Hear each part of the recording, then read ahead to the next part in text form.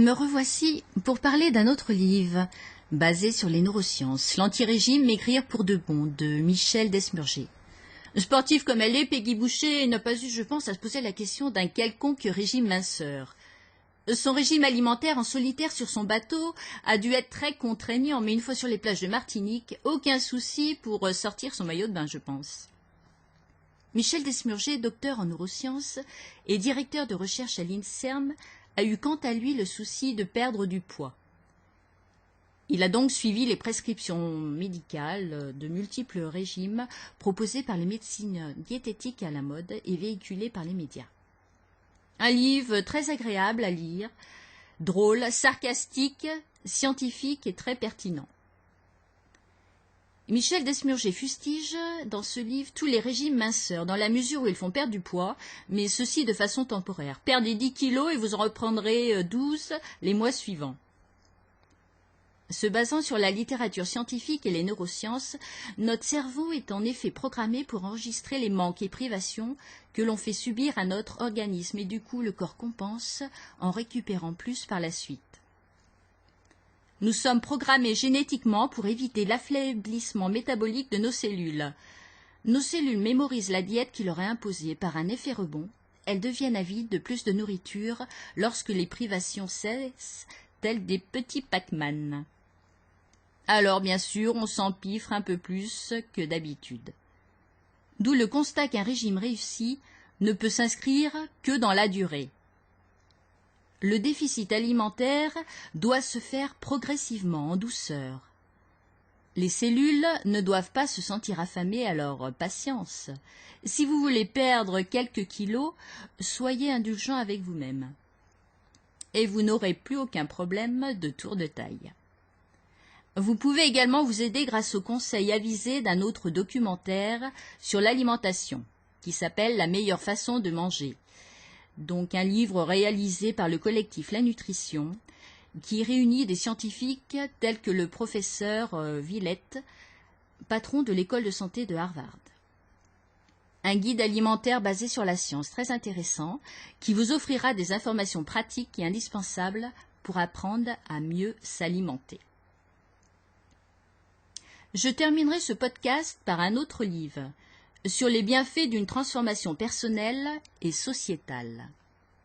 Un livre sur l'altruisme, qui s'appelle « Vers une société altruiste », sous la direction de Mathieu Ricard et Tania Singer. En fait, ce sont des dialogues entre le Dalai Lama et des spécialistes économiques et scientifiques qui nous invitent à réfléchir sur le devenir de notre société. Comment changer l'homme et la société ? Projet quelque peu pharaonique.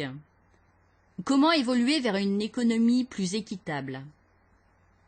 Il devient en effet impératif de changer nos modèles économiques pour une société plus juste. Ex voto ? Penchons-nous dans les pages qui nous sont proposées. Qu'est-ce que l'altruisme ? Je reprends la définition. C'est un terme employé pour décrire un comportement caractérisé par des actes n'ayant pas d'avantage apparent pour l'individu qui les exécute, mais qui sont bénéfiques à d'autres individus.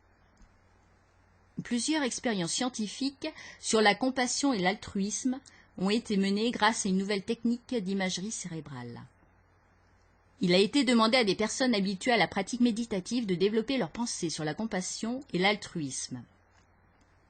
Il est prouvé que leur capacité cognitive perdure plus longtemps que celle des pratiquants novices. Bon, heureusement, vous me direz-vous. Les stimuli négatifs chez les pratiquants de longue date se dissipent plus vite. Donc, une pratique méditative régulière sur les émotions est à même de modifier les schémas neuronaux. La capacité d'altruisme d'un individu peut donc se travailler. Un entraînement individuel et collectif, via le système éducatif et professionnel, permettrait peut-être de promouvoir la bonté et la bienveillance au sein de nos sociétés. Notre esprit a donc un potentiel de transformation. Bon d'accord, mais comment insérer cette idée d'altruisme dans nos sociétés ? Les théories économiques se sont toujours fondées sur des préceptes intellectuels idéalistes et en ayant pour finalité le bonheur des individus. Mais qu'est-ce que le bonheur ? Le bonheur ne se mesure pas uniquement en termes de gains matériels, d'où peut-être l'importance d'introduire les relations humaines au sein de nos modèles économiques. Mais il en est du bonheur comme des Smarties, il peut se décliner selon différentes couleurs et différents goûts. Les neurosciences valident le fait que les mêmes aires du cerveau sont activées lorsqu'un individu reçoit un bien matériel ou lorsqu'il se comporte de façon altruiste. Tout le système de la pensée économique mérite d'être pensé. Un économiste de l'université de San Diego en Californie prône le développement d'une économie fondée sur une forme particulière d'altruisme et qui porte le nom, non, ne vous moquez pas, c'est du sérieux, l'altruisme de la chaude lueur intérieure. L'économie ferait-elle de l'humour maintenant ? Cette expression vous donnera peut-être le goût de vous replonger dans les modèles économiques à la base de notre système actuel. Alors, la théorie de la chaude lueur intérieure. Théorie économique printanière ou hivernale à méditer au coin du feu. C'est en fait le sentiment positif que vous éprouvez lorsque vous savez que c'est vous en personne et non une autre qui avez aidé une personne plus démunie que vous. L'activation de l'aire de récompense est beaucoup plus intense lorsque les gens donnent de l'argent volontairement plutôt que lorsqu'ils sont taxés. L'intérêt personnel et l'égoïsme seront toujours présents dans nos sociétés. Peut-être que l'altruisme est source de puissante motivation.